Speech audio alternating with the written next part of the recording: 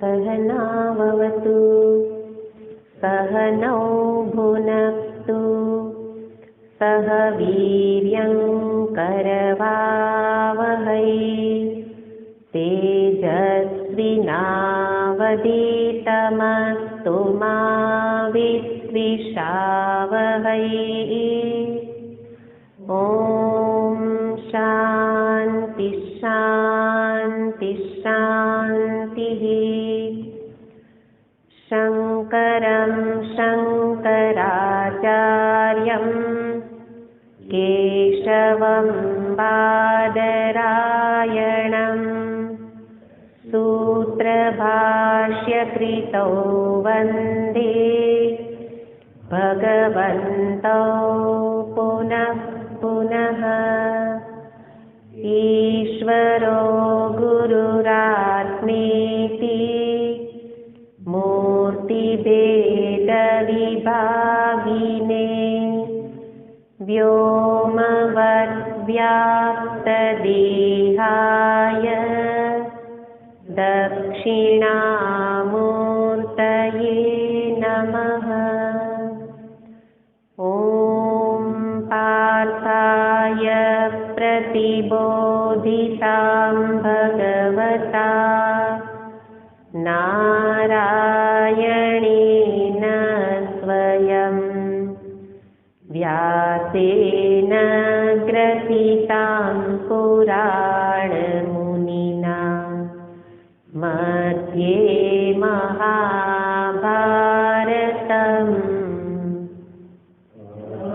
द्वैतामृतवर्षिणीं भगवतीम् अष्टादशाध्यायिनीम् अम्ब त्वामनुसन्दधामि भगवद्गीते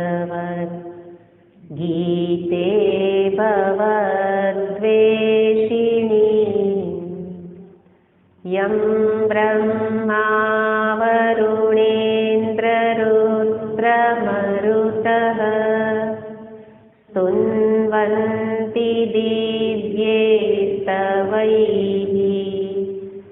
वेदैः साङ्गपदक्रमोपनिषदैः गायन्ति यं सामगाः।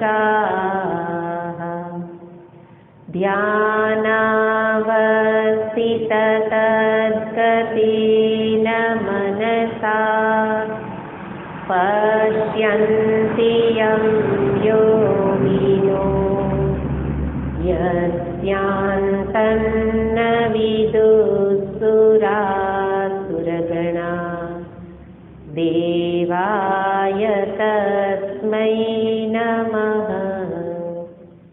यस्यान्तन्न विदुःसुरासुरगणा देवाय तस्मै नमः।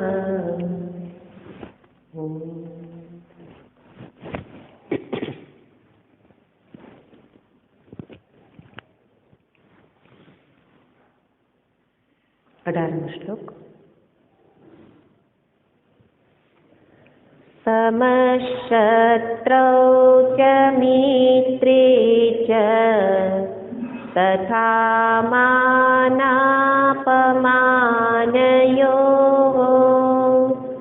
शीतोष्णसुखदुःखेषु समसङ्गविवर्जितः।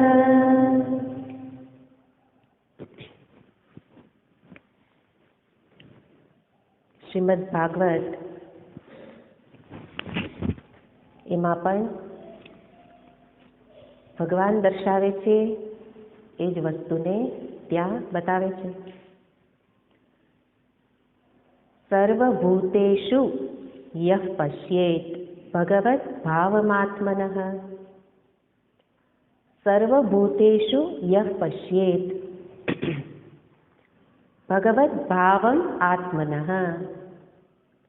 એટલે જે કોઈ ભક્ત, એટલે ભક્ત કોણ છે તો કે છે સર્વત્ર ભગવત ભાવ એને પશ્યેત જુએ. એટલે ભક્ત થવા માટે શું કરવાનું છે?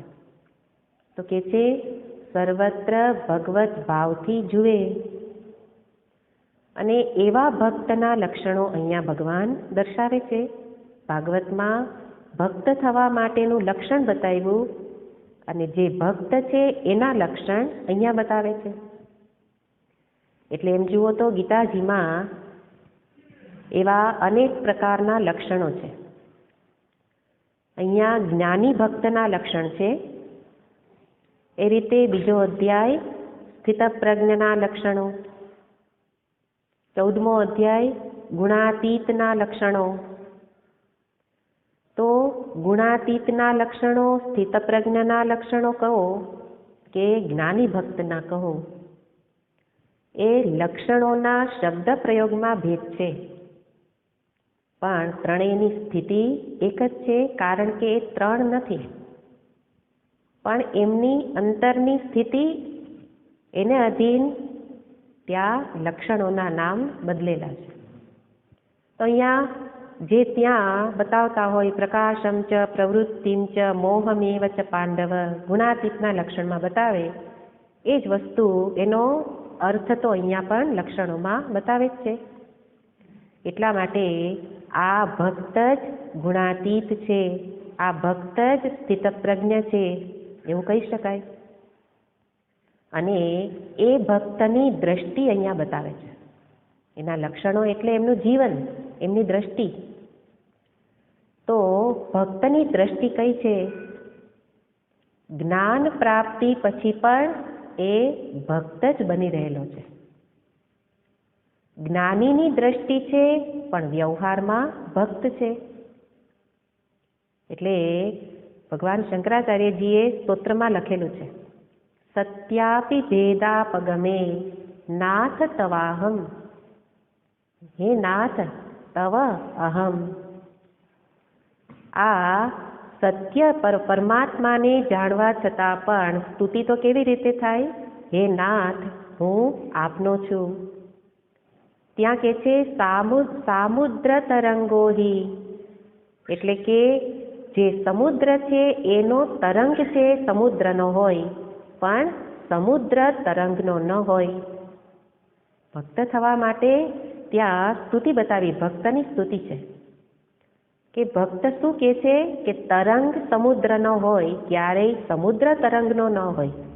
એવી રીતે હે નાથ, હું તમારો છું પણ તમે મારા નથી. કારણ તમે તો મહાન છો, હું તો પામર છું. તો જ્ઞાની ભક્તની દ્રષ્ટિમાં પણ એ ભક્ત તરીકે તો પોતાને અધમ જ જુએ છે, પામર જુએ છે, સેવક રૂપે જુએ.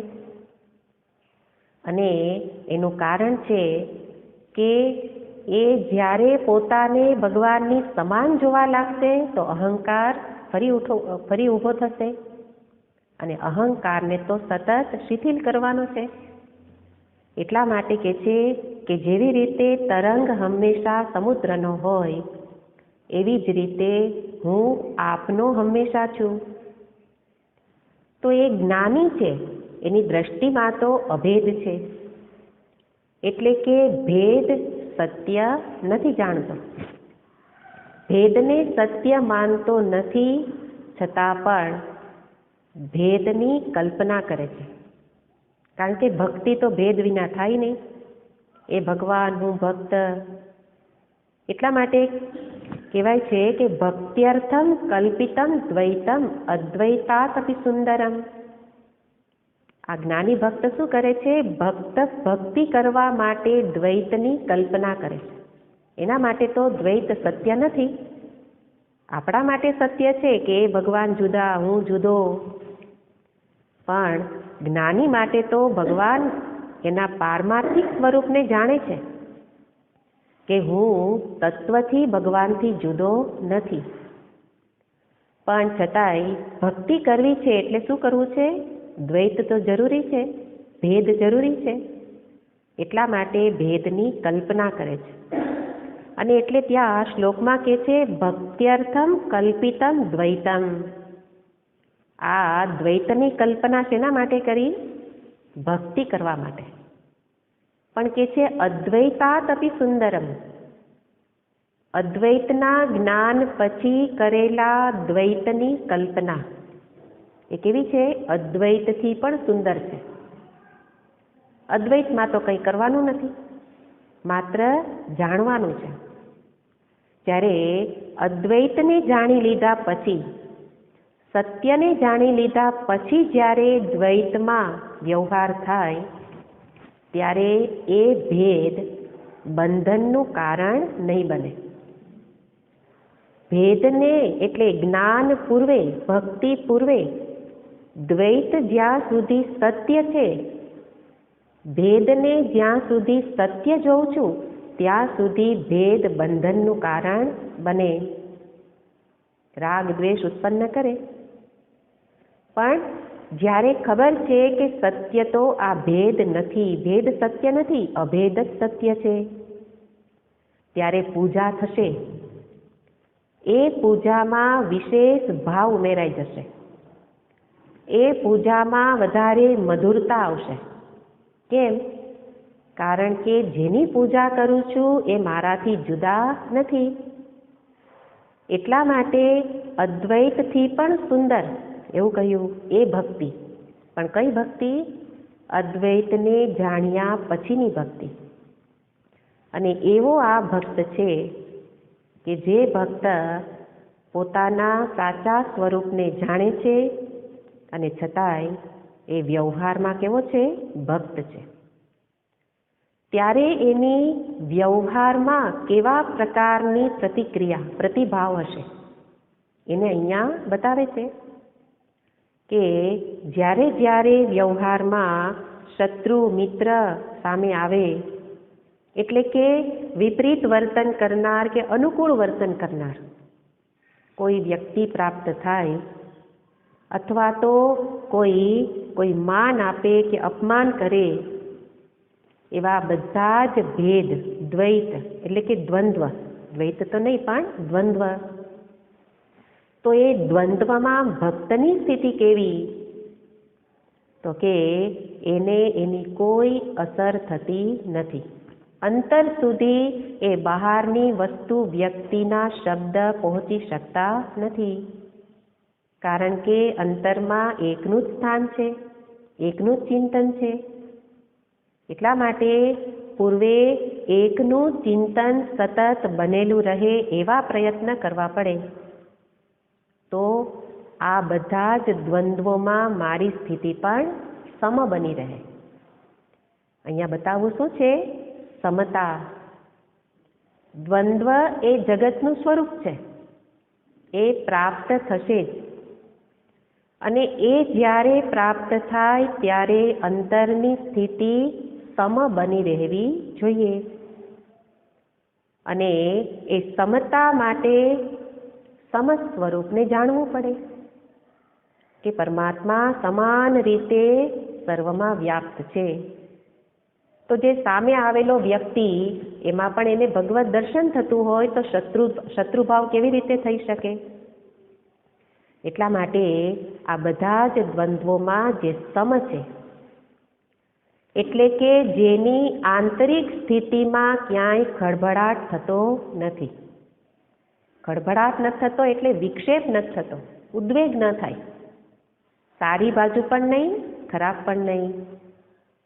એટલે એવું કહે ને કે કોઈ અરબોપતિ હોય, એ અરબોપતિ હોય એને કંઈક કોડીની વસ્તુ, નાની એવી વસ્તુ ખોવાઈ જાય તો એનાથી એને શું હાનિ થવાની?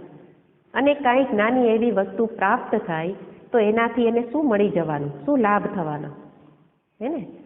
એવી જ રીતે જે પોતાના એ પૂર્ણ સ્વરૂપને જેણે જાણી લીધો, કે જે પૂર્ણમાં હવે કંઈ વધઘટ થઈ શકે એવું નથી, તો એવા પૂર્ણ સ્વરૂપને જાણ્યા પછી બહારથી કોઈ પણ એમાં કંઈ વધારો ન કરી શકે, કંઈ ઘટાડો ન કરી શકે.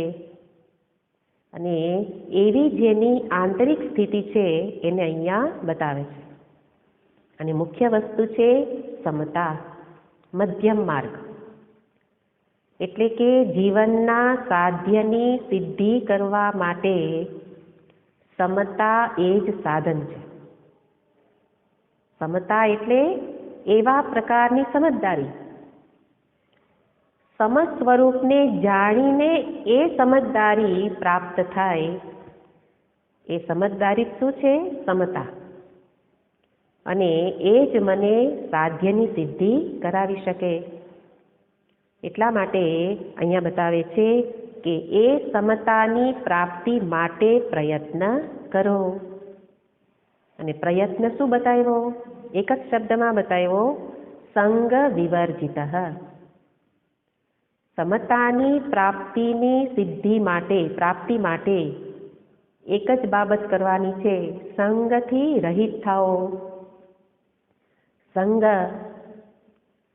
સંગ કોઈનોય સંગ ન થઈ જાય એનું ધ્યાન રાખો. એટલે કે કોઈની સાથે ન રહેવું એવો અર્થ નથી, પણ સંગનો અર્થ છે રાગ દ્વેષ પૂર્વકનું ધ્યાન. સંગ કેવી રીતે પ્રાપ્ત થાય? કોઈ વ્યક્તિની સાથે રહેવાથી સંગ ન થઈ જાય. કારણ કે આ જ્ઞાની ભક્ત પણ વ્યવહારમાં જ રહે છે, અને વ્યવહાર છે ત્યાં સુધી તો કોઈક ને કોઈક પાસે આવવાનું જ છે. પણ સાથે રહેવાથી કોઈનો સંગ ન થઈ જાય. સંગ ક્યારે થાય? જ્યારે એના પ્રતિ રાગ દ્વેષ ઉત્પન્ન થાય અને એ રાગ દ્વેષ પૂર્વકનું એનું ધ્યાન થાય. કોઈ વ્યક્તિએ સારો વ્યવહાર કર્યો તો વ્યવહાર છે બરાબર છે, એ વખતે જ કર્યો અને ભૂલી ગયા. પણ આપણે એના સારા વ્યવહારને વાગોળીએ. ધ્યાન કરવું એટલે વાગોળવું. વાગોળી અને એ વ્યક્તિ પ્રત્યે શું જન્મે? રાગ. એવી રીતે કોઈએ અપમાન કર્યું તો એને વાગોળીને એના પ્રતિ શું જન્મે? દ્વેષ. તો જે વાગોળવાનું છે એને કહે છે ધ્યાન. અને વાગોળવાથી જ સંગ જન્મે. અને એ સંગ જ પછી આ દ્વંદ્વમાં ફસાવે. એને શત્રુ માને, કોઈને મિત્ર માને. તો એ પ્રકારના દ્વંદ્વમાં કેવી રીતે ફસાઈ જવાય છે? એક સંગ કરી લેવાથી. અને સંગનો અર્થ વ્યવહારને વ્યવહાર કાળે જ પૂરો કરી દેવાનો. એની અસર આગળ ઉપર ન જાય એની સજાગતા રાખું તો એ સંગથી હું કેવો બન્યો કહેવાઉં? વિવર્જિત. એટલે કે છે સમતા માટે સંગથી વિવર્જિત થાઓ. એનું ધ્યાન ન કરો. આપણે તો મંત્ર જપ કરતા હોઈએ કે કંઈ પાઠ કરતા હોઈએ તો પણ વાગોળીએ જ કોને? જે પેલા વ્યવહાર થઈ ગયેલા હોઈએ ને એનું ધ્યાન કરીએ ને પછી સંગ થઈ જાય અને પછી બધા દ્વંદ્વોમાં ફસાઈ જવાય. એટલા માટે કે છે કોઈનું ધ્યાન ન કરો. અને એ રીતે જે સંગથી વિવર્જિત, એના માટેનું એક જ સાધન છે વિચાર. શાસ્ત્રનો વિચાર, સત્સંગમાં કરેલો વિચાર, એને વાગોળો. કંઈક તો મન વાગોળવાનું જ છે. એટલા માટે જે સારી વસ્તુ સાંભળી છે એને વારંવાર વાગોળવું. અને વાગોળીને એના સંસ્કાર દ્રઢ થઈ જાય તો બીજો સંગ છૂટી જાય.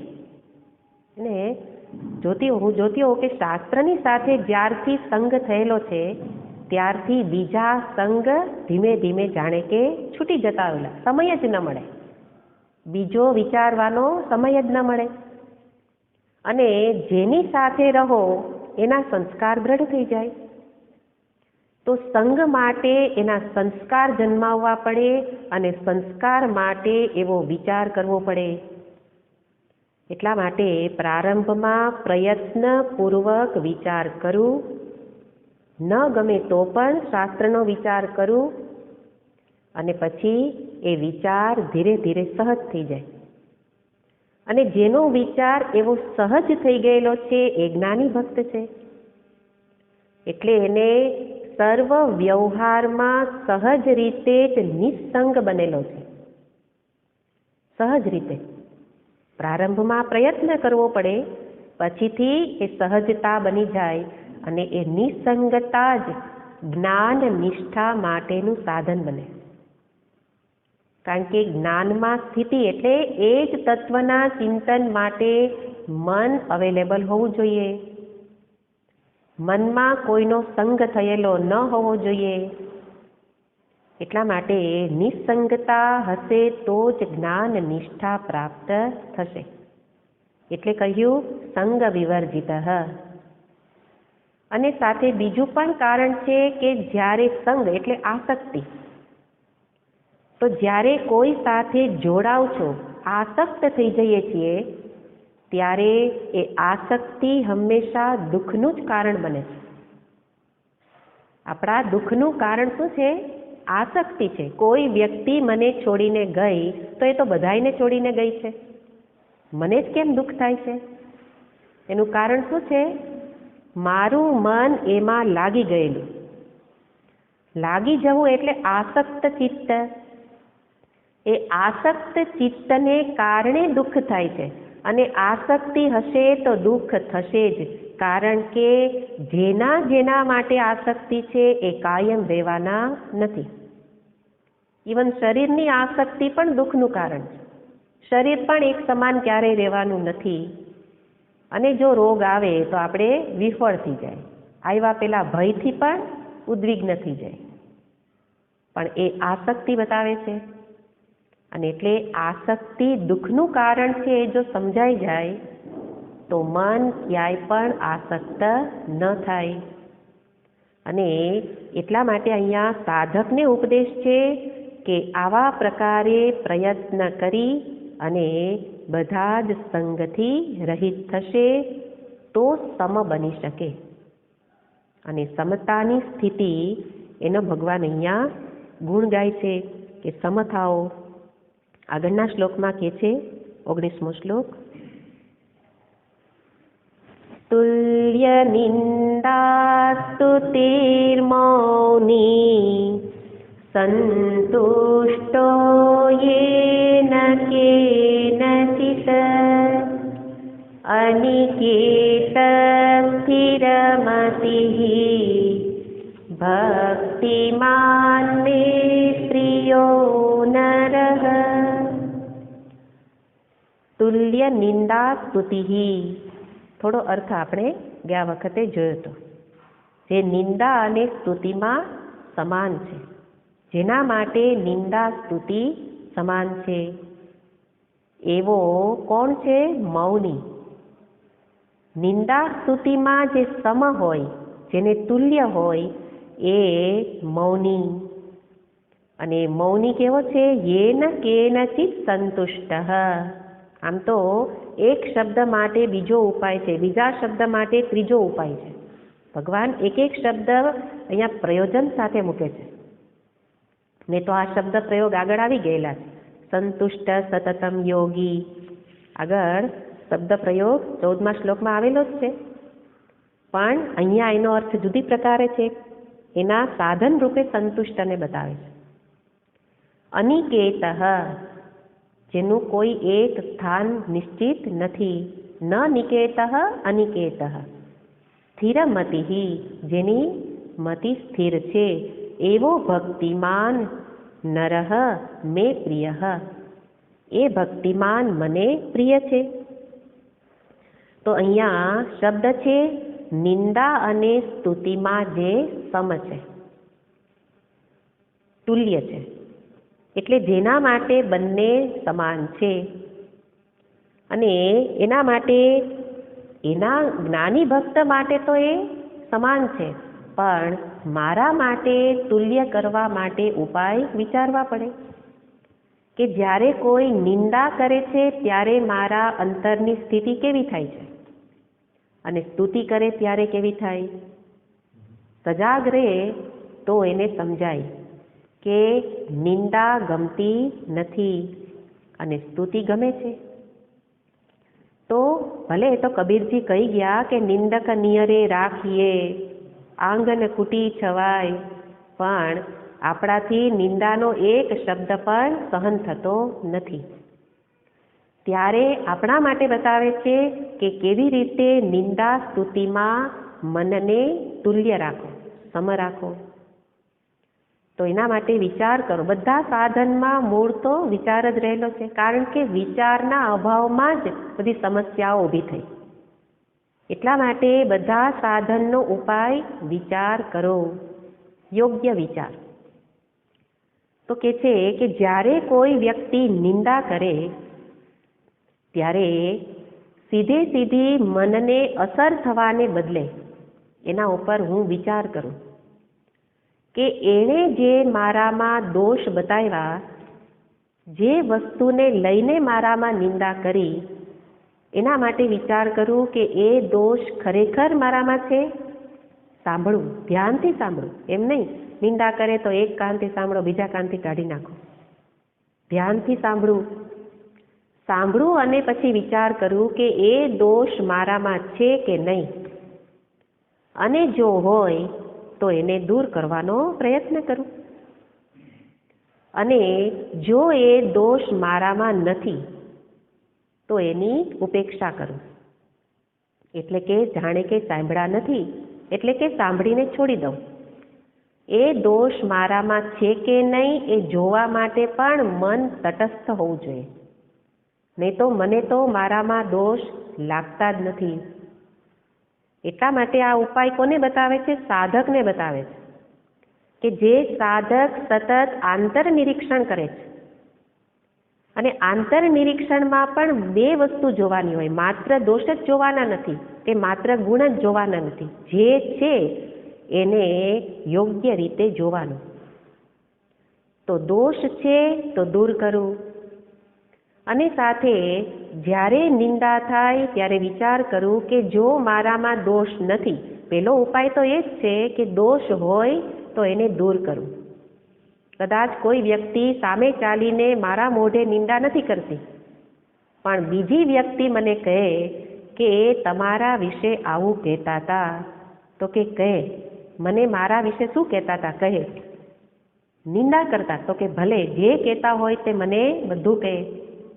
અને ધ્યાનથી સાંભળી અને એમાંથી પહેલો ઉપાય તો છે દોષ હોય તો જ બતાવતા હોય મોટા ભાગે, તો એ દોષને પહેલાં તો દૂર કરો.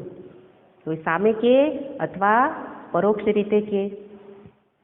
અને બીજો ઉપાય કે જ્યારે દોષ નથી અને જ્યારે કહે છે તો ઉપેક્ષા કરું અને સાથે વિચાર કરું કે એ મારા પૂર્વના પ્રારબ્ધનું ફળ છે, કર્મનું ફળ છે, કે પૂર્વે કંઈક મારાથી એને નુકસાન થયેલું હશે તો આજે એની અસર મને પ્રાપ્ત થાય છે.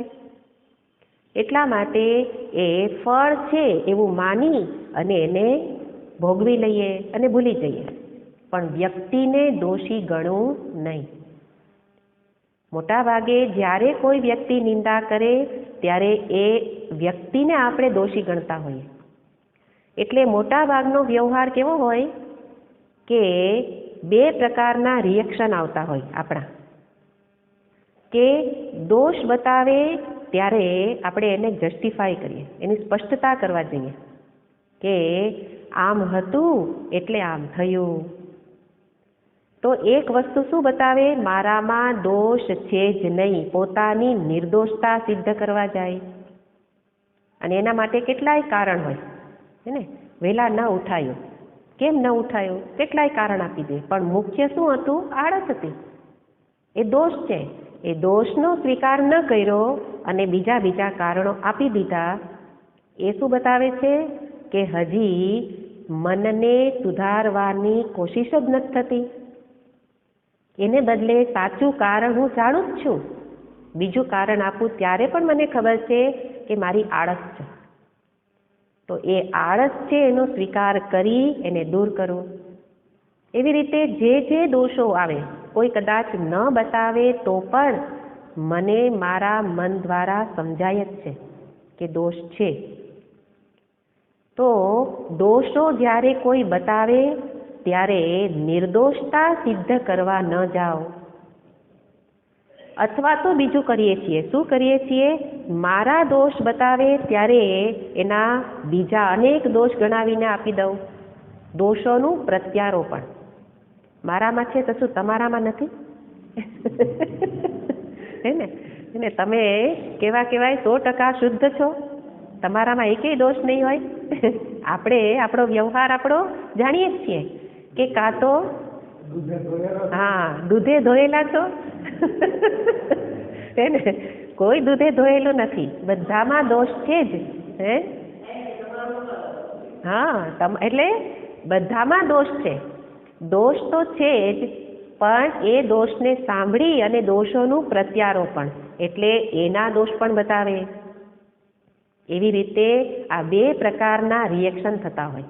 આ પોતાની નિર્દોષતા સિદ્ધ કરવા જાય, કાં તો સામેવાળી વ્યક્તિના દોષો બતાવે અને એનાથી પોતાને સાંત્વના આપે.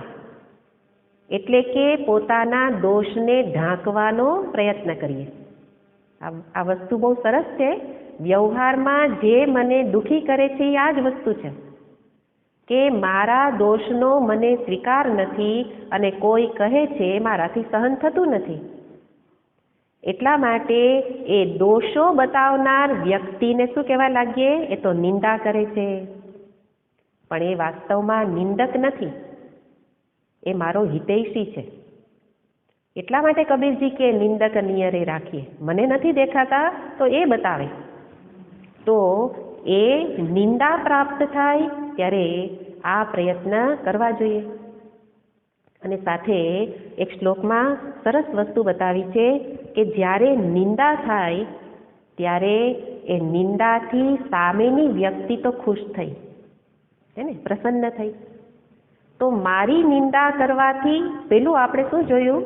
આ એક વિચાર છે અને આ વિચારને બરાબર વાગોળવાનો છે કે નિંદા થાય ત્યારે મારા અંતરમાં શું પ્રતિભાવ થવો જોઈએ એનો વિચાર કર્યો. અને જ્યારે કોઈ વ્યક્તિ મારી નિંદા કરે છે એના મનમાં શું ચાલે છે? તો કે જ્યારે એણે મારી નિંદા કરી, દોષ બતાવ્યા, ત્યારે એને મજા આવી. મજા ન આવે તો ન બતાવે. શું કામ આપણે કોઈના દોષ બતાવીને જીભ બગાડીએ? હે ને, પણ એણે બગાડી, એણે જીભ બગાડી અને બગાડવામાં પાછો આનંદ આવે છે. અને એટલે મારા દોષ કથન કરીને એને જો આનંદ થતો હોય તો એ તો પુણ્યનું કાર્ય છે, હે ને. એટલા માટે શ્લોકમાં કહે છે કે મત નિંદયા યદિ જનઃ પરિતોષમેતિ. મત નિંદયા યદિ જનઃ પરિતોષમેતિ નનુ અપ્રયત્નો સુલભમ અયમ અનુગ્રહો મે. એટલે કે જ્યારે મારી નિંદા કરવાથી કોઈ વ્યક્તિ પરિતોષ, સંતુષ્ટ થઈ, ખુશ થઈ, તો એ તો શું કર્યું? પ્રયત્ન વિના જ સરળતાથી એને હું ખુશ કરી શકી. ખરેખર બધાને ખુશ રાખવા જોઈએ, એના માટે મારે પ્રયત્ન કરવો પડે. પણ આ તો નિંદા કરીને એ સહજ રીતે ખુશ થઈ જતી હોય તો એ તો અનુગ્રહ કહેવાય. એટલા માટે બધા જ ખુશ રહો, નિંદા કરીને રહો કે નિંદા ન કરીને રહો, સર્વે ભવંતુ સુખિનઃ. તો એ વસ્તુ એ રીતે થઈ ગઈ, સહજ રીતે થઈ જાય, પ્રયત્ન વિના. એ તો કૃપા જ કહેવાય ને. એટલે કહ્યું અનુગ્રહો મેં. એટલા માટે યોગ વશિષ્ઠમાં ભગવાન શ્રી રામ કહે છે, ભગવાન શ્રી રામને વશિષ્ઠ ઋષિ કહે છે કે રામ, બધાને ખુશ કરવાનો પ્રયત્ન કરો, બધાને પ્રસન્ન રાખો. કારણ કે બીજાને પ્રસન્ન રાખવા એ ઈશ્વરની પૂજા છે. શ્લોકમાં કહે છે યેન કેન પ્રકારેણ, યેન કેન પ્રકારેણ યસ્ય કસ્યાપી દેહિનઃ. કોઈ પણ પ્રકારે આ કોઈ વ્યક્તિને કોઈ પણ ઉપાયે શું કરવાનું? સંતોષમ જનયેત રામ. એનામાં સંતોષ જન્માવો. એનાથી શું થશે? તદેવ ઈશ્વર પૂજા. એ જ શું બની જશે? ઈશ્વરની પૂજા. એટલા માટે અહીંયા જ્યારે નિંદા શબ્દ આવ્યો ત્યારે આ વસ્તુને એની સાથે જોડી શકાય કે પેલી વ્યક્તિ મારી નિંદા કરી અને સંતુષ્ટ થઈ, એને સંતોષ થયો કે બરાબર મેં એને સંભળાવી દીધો, મેં એને એના દોષ બતાવી દીધા. તો ત્યારે શું કરવું? ખુશ થવું. પહેલાં તો દોષો હોય તો દૂર કરવાનો પ્રયત્ન, અને સાથે સાથે અંતરમાં એના માટે દ્વેષ ન જન્મે એનો ઉપાય છે કે ખુશ થાઓ. ખુશ થવાનું શા માટે? કારણ કે મેં મારી નિંદા કરીને જો એ ખુશ થતા હોય તો એ તો ઈશ્વરની પૂજા થઈ ગઈ, પ્રયત્ન વિના પૂજા થઈ ગઈ. એટલે જે પૂજાનું ફળ મળે એ પહેલાં પ્રયત્ન વિના જ મળી ગયું.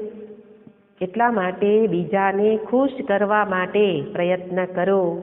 આની સાથે સાથે એ લેવાનું છે ને કે બાળક ચોકલેટથી ખુશ થાય, ચોકલેટ આપો. બ્રાહ્મણ મોદકથી ખુશ થાય, મોદક ખવડાવો. જે જેનાથી ખુશ થાય એ કરો. વડીલોની સાથે નમ્રતાથી બોલીએ, ખુશ થાય તો નમ્રતાથી બોલો. બધા પ્રસન્ન રહેવા જોઈએ. અને કોઈ નિંદા કરીને ખુશ થાય તો કરવા દો. તો એનાથી શું થશે? નિંદામાં તુલ્ય ભાવ થઈ જશે. અને એવી જ રીતે સ્તુતિ પણ નિંદા શબ્દ પહેલા ભગવાને આપ્યો છે, સ્તુતિ પછી. તુલ્ય નિંદા સ્તુતિ એનો અર્થ નિંદા એનો પ્રભાવ વધારે જન્મે છે. અને એમાં પણ જ્યારે કોઈ આપણા દેખાવની નિંદા કરે, દોષની તો નિંદા કરે પણ દેખાવની નિંદા કરે ત્યારે તો એ બહુ લાગી આવે. પણ આ તો જ્ઞાની ભક્ત માટે તુલ્ય થઈ શકે, કારણ કે એના માટે શરીરમાં અહંભાવ નથી. એટલા માટે શ્લોક કહે છે, શરીરમ યદિ નિંદંતી સહાયાસ્તે જના મમ. જે કોઈ વ્યક્તિ શરીરની નિંદા કરે ને તો એ શું કરે છે? મારી સહાય કરે છે. કારણ કે શરીર તો નિંદનીય જ છે. આ શરીરમાં એવી કઈ વસ્તુ છે કે જેની નિંદા ન કરો? શરીરમાં એકેય વસ્તુ એવી નથી જેને પકડીને રાખવાનું મન થાય. ભગવાને જે નવદ્વારની નગરી આપી એ 9 દ્વારમાંથી કઈ સારી વસ્તુ નીકળે છે હે ને? તો શરીર તો નિંદનીય જ છે.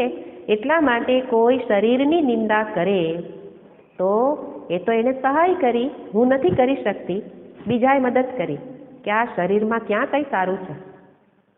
અને ધારો કે આત્માનમ યદિ નિંદંતી, જો તમારા આત્માની નિંદા કરે તો સ્વાત્માનમ સ્વયમેવ હિ, તો એ તો એનો પણ આત્મા છે એટલે એની જ નિંદા થશે.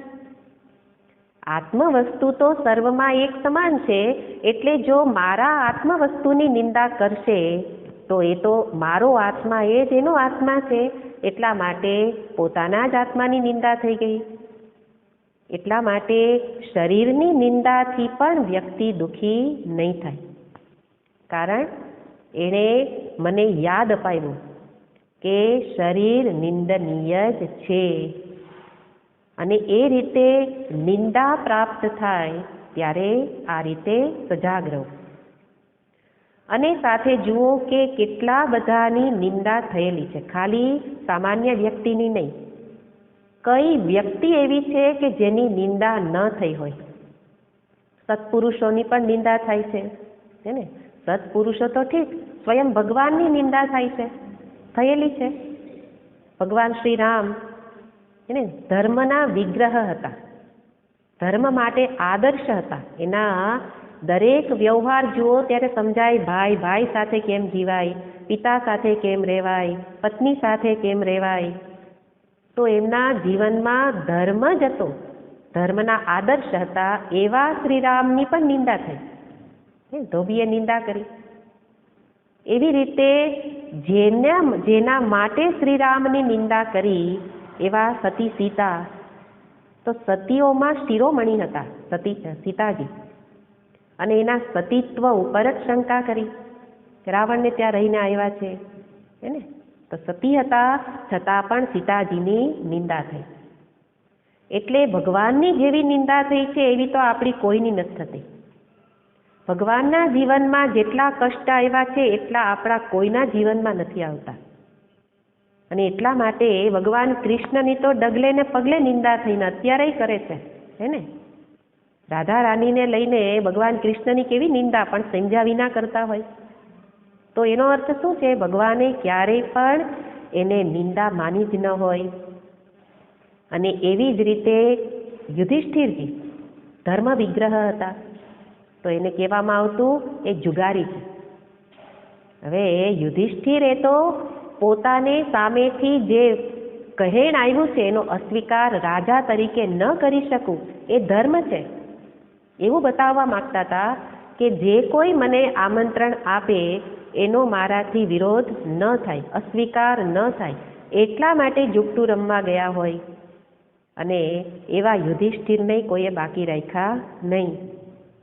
એટલા માટે અહીંયા ભગવાન કહે છે કે નિંદા તો બધાની થાય છે, બધે જ થાય છે, તો એમાં મારી એકની નિંદા થાય તો એમાં કઈ મોટી હાનિ થઈ ગઈ. તો આ બધી વસ્તુઓને જ્યારે વિચાર કરીએ ત્યારે એ નિંદાથી મન તુલ્ય રહેશે, મન શાંત રહેશે. અને આ બધી વસ્તુ કરાવીને મને એક જ કામ કરાવવું છે, મારું મન શાંત સ્વસ્થ રહેવું જોઈએ, તો જ પરમાત્મા ચિંતન થઈ શકે. આ બધા ઉપાય એના માટે છે. એટલા માટે કહ્યું નિંદામાં સમ. એવી રીતે સ્તુતિ વિશે આપણે વધારે વિચાર કરવો ન ગમે. કેમ? કારણ કે સ્તુતિ તો ગમે છે, પ્રશંસા તો બધાને ગમે છે.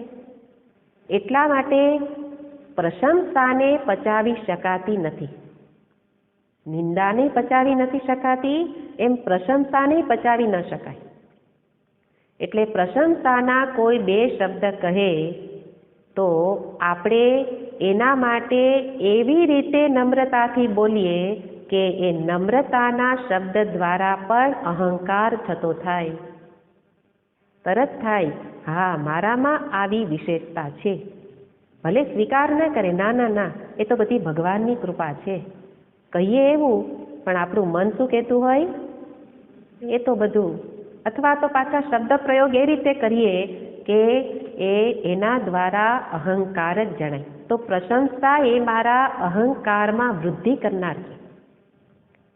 જેવી રીતે નિંદા છે એ શું કરે છે? મારા દોષોને બતાવે છે. તો દોષોનો સ્વીકાર કરું તો નિંદા ઓછી થશે. એવી રીતે સ્તુતિ છે એનાથી શું થશે? પ્રશંસાથી મારું અભિમાન વધે છે.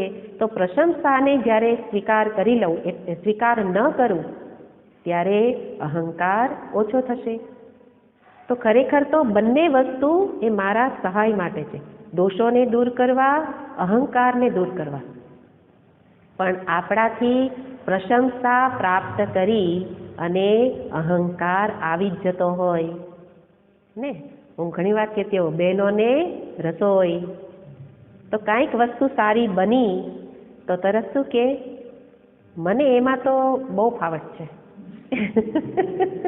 એને એ શું બતાવે કે બીજાને એમાં ફાવટ નથી. એટલે એ વસ્તુ અહંકાર બતાવે છે. હા, સારી વસ્તુ થઈ છે તો સારું છે, પણ એનાથી આપણા મનમાં શું અસર થાય છે એ પોતે જ જોઈ શકે. અને એટલા માટે જ્યારે પ્રશંસા પ્રાપ્ત થાય, કોઈ આપણી સ્તુતિ કરે, ત્યારે તરત જ વિચાર કરે. જ્ઞાની ભક્ત તરીકે શું વિચાર કરવાનો છે?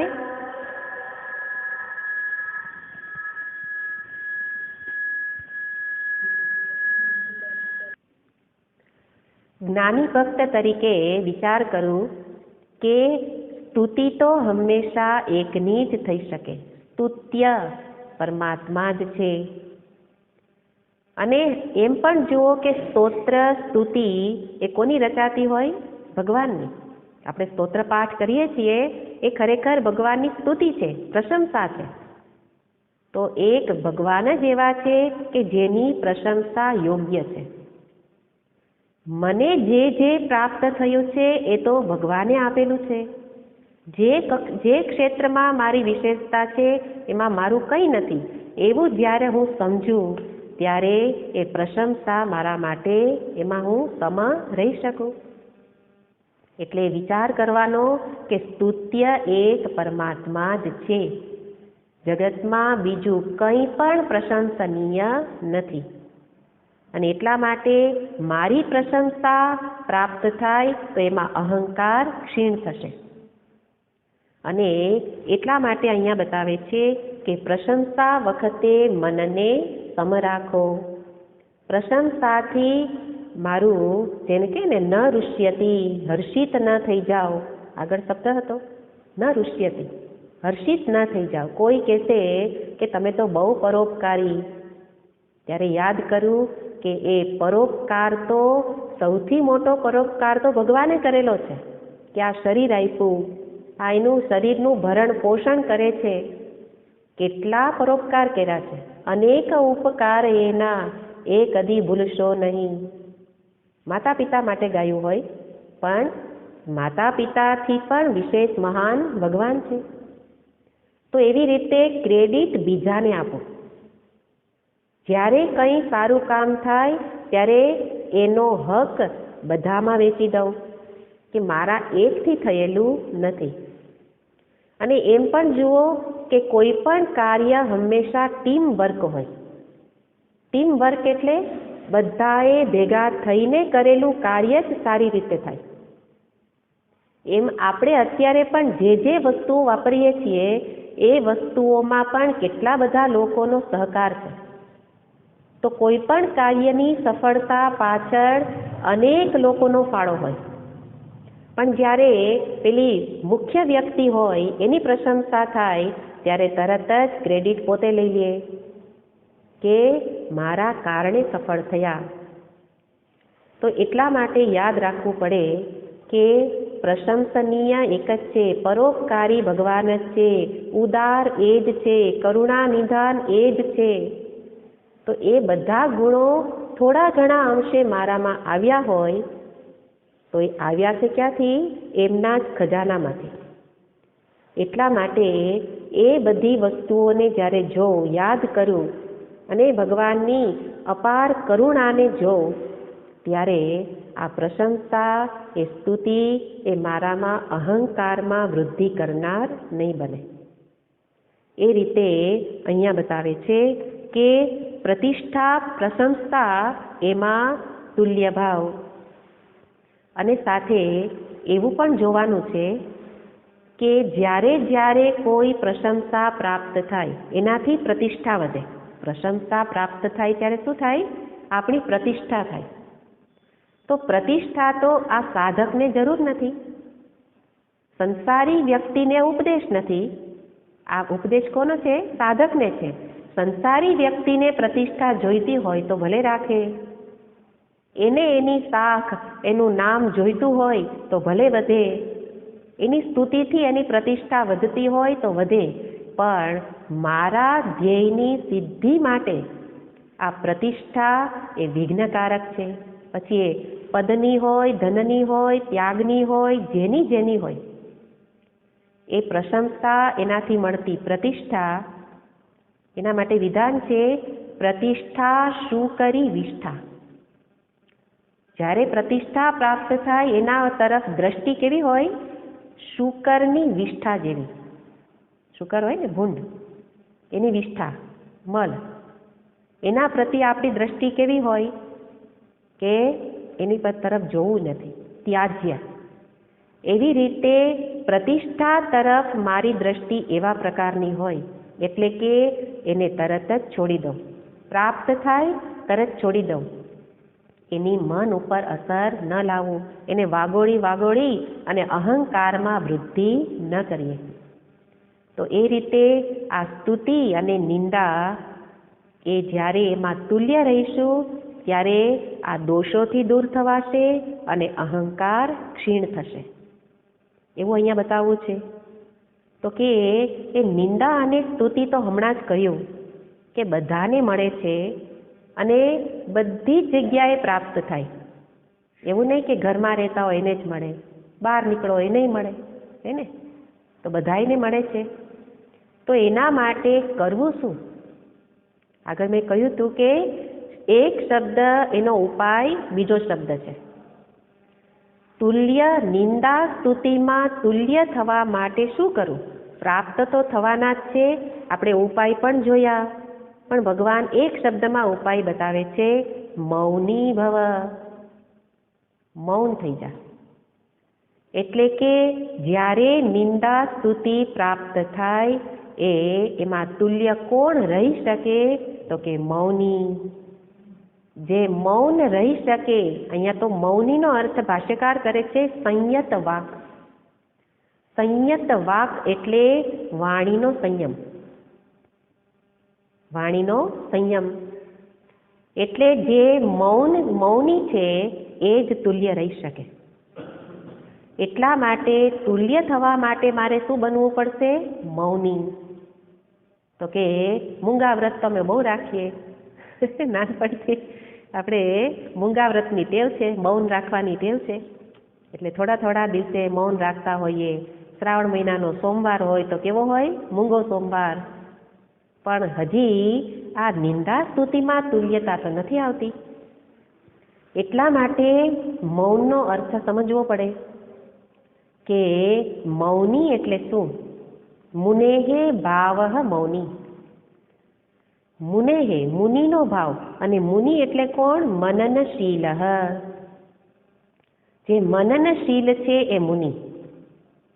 એટલા માટે હું મનનશીલ બનું.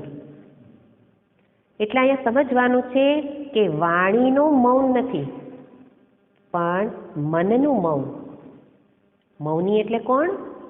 જેના મનનું મૌન છે, મનથી મૌન છે.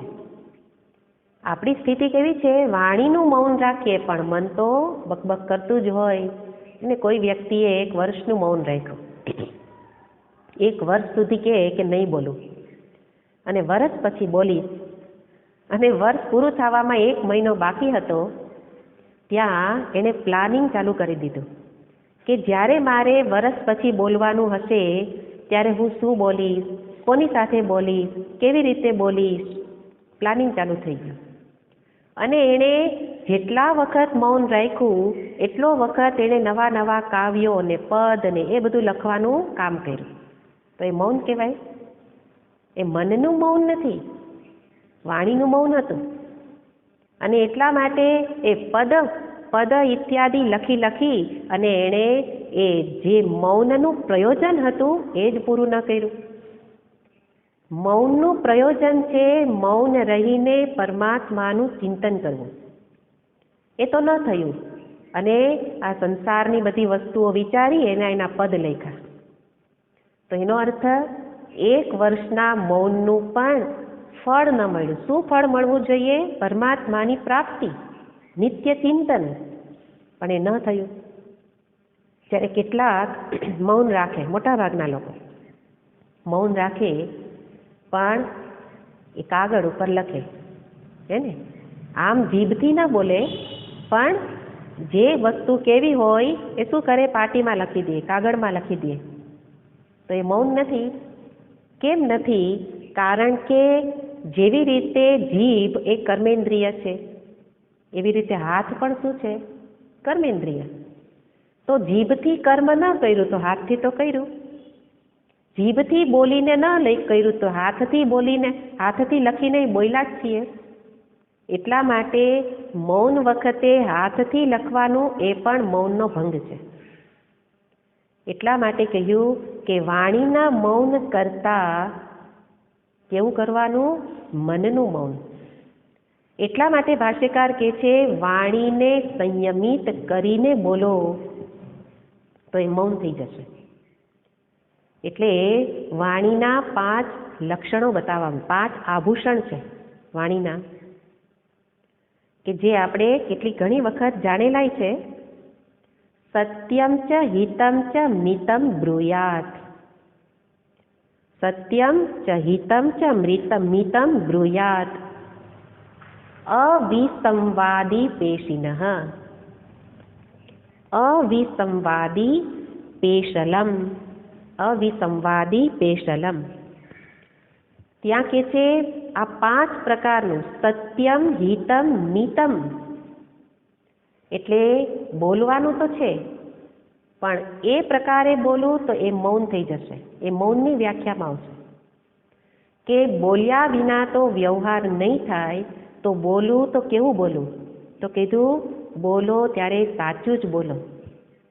તો કે એટલા માટે જ મને ખબર જ છે કે હું સાચું જ બોલું, ભલે હું આખા બોલી કહેવા પણ બોલું તો સાચું.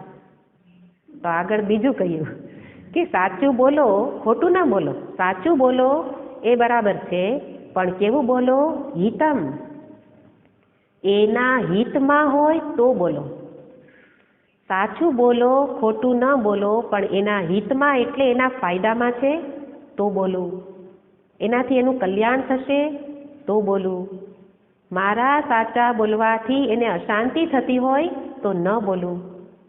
ને ભગવાને અર્જુનને ઉપદેશ આપ્યો ગીતાજી અત્યારે 12મા અધ્યાયમાં. તો કેવી રીતે ભગવાન બોલ્યા છે? પ્રશ્ન અર્જુનનો શું હતો કે બેમાંથી યુક્તતમ કોણ? તો ભગવાને યુક્તતમ કોણ એનો જવાબ ન આપ્યો. ખરેખર જે પ્રશ્ન પૂછે એનો જવાબ એ જ રીતે અપાવવો જોઈએ, પણ ભગવાન કે એને સાચું કહી તો એના હિતમાં નહીં થાય. સાચું તો એ જ છે કે નિર્ગુણ નિરાકારની ઉપાસના કરનારો ઉપાસક યુક્તતમ છે. પણ અર્જુનની સ્થિતિ એવી છે કે એ નિર્ગુણ ઉપાસના કરી શકે એવું અધિકારીત્વ નથી. એટલા માટે એ દુઃખી થશે કે મારાથી તો એ નહીં થાય.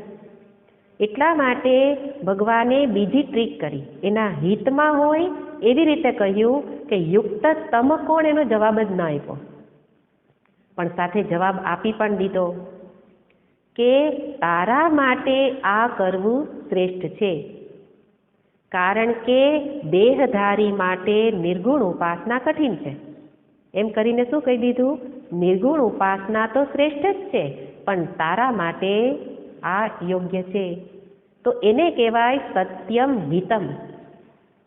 અર્જુનના હિતમાં હતું એ કહ્યું અને સાથે સત્ય પણ કહી દીધું. એને જ ભગવાન કર્મની કુશળતા કહે છે કે જ્યારે બોલવું એ કર્મ છે તો એવી રીતે બોલવું કે સાચું પણ બોલાઈ જાય અને એના હિતમાં પણ થાય. અને સાથે ત્રીજું લક્ષણ બતાવે છે મિતમ, એટલે કે અલ્પ બોલો, સૂત્રાત્મક ભાષામાં બોલો. એટલે કે થોડા વાક્યમાં જવાબ આપી શકાતો હોય તો એનું લંબાણ ન કરો. એટલા માટે અલ્પાક્ષર એમાં એ રીતે તમારા સત્યને દર્શાવો, પણ હિતકારી હોવું જોઈએ. અને સાથે મધુર ભાષામાં બોલો. મધુરતા વાણીનો ગુણ છે, કહેવાનું છે પણ કેવી રીતે બોલવું? મધુરતાથી. મીઠી મીઠી ભાષા શું બોલો છો કોઈ કહે તો એનો અર્થ શું? કહેવાનું તો ઠપકો જ આપવો, તો પણ હવે ઠપકો એવી રીતે આપી શકાતો હોય તો અપાય ને. બાળકોને કદાચ એ ભાષા ન સમજે તો એના માટે કદાચ ઊંચા અવાજ કરવો પડે, પણ એના માટે હિતકારી છે.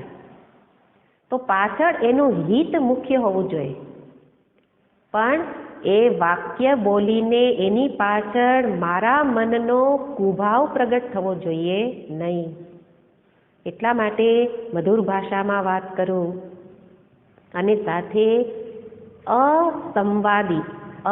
વિસંવાદી, એટલે કે જે વિપરીત ભાષા, વિપરીત વાક્યો હોય એવા પ્રકારની ભાષા ન વાપરું કે જેનાથી એનું અર્થઘટન ઉલટું થઈ શકે.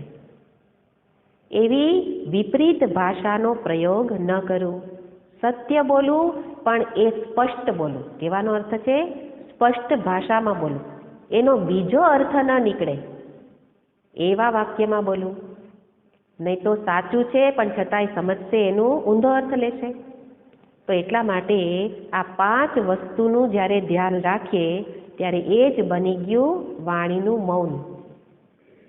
અને એ રીતે અહીંયા ભગવાન કહે છે કે મૌની.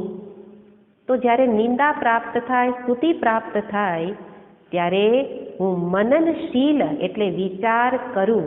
પ્રાપ્ત થાય, નિંદા થઈ છે એની પાછળ વિચાર કરું, સ્તુતિ થાય ત્યારે વિચાર કરું. તો જે વિચારશીલ છે એ જ કહેવાય મૌની. અને વિચાર કરશે ત્યારે વિચાર કર્યા પછી જે બોલાશે એ મૌનમાંથી પ્રગટ થયેલી ભાષા હશે. એટલા માટે સર્વકાળે મૌન ધારણ થઈ શકે. ક્યારે થઈ શકે? બોલતા પૂર્વે વિચાર કરું. એવું કહેવામાં આવે છે કે જે વાક્ય બોલવું હોય એને 3 વખત 5 વખત મનમાં બોલી લો કે આ વાક્ય બોલ્યા પછી એની અસર શું થશે, અને ત્યારે એમાંથી કેટલાક શબ્દો જ બહાર આવશે. એટલા માટે એ જે વધુ લંબાણથી બોલતા હતા એને બદલે હવે ચૂપ થતા જશે, બોલવા જેવું લાગશે જ નહીં. મનમાં બોલાઈ જશે ત્યારે એવું લાગશે ના ના આ કહેવા જેવું નથી. એટલે ધીરે ધીરે વાણી મૌન થતી જશે, અને એને જ આપણે કહીએ મૌનનો શું કહીએ, ચૂપ થઈ ગયા. પણ ચૂપ થવા માટે કોઈએ ચૂપ કરવા ન પડે. વિચાર કરીએ તો બોલવા જેવું વધારે કાંઈ છે જ નહીં, અને એવી રીતે સહજતાથી જ મૌન પ્રાપ્ત થઈ જાય. એ રીતે અહીંયા બતાવે છે વિશેષ વાત. પછી ઓમ પૂર્ણમદ પૂર્ણમિદં પૂર્ણાત પૂર્ણમુદચ્યતે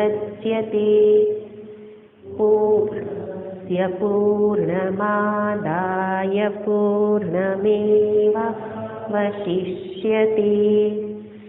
ઓમ શાંતિ શાંતિ.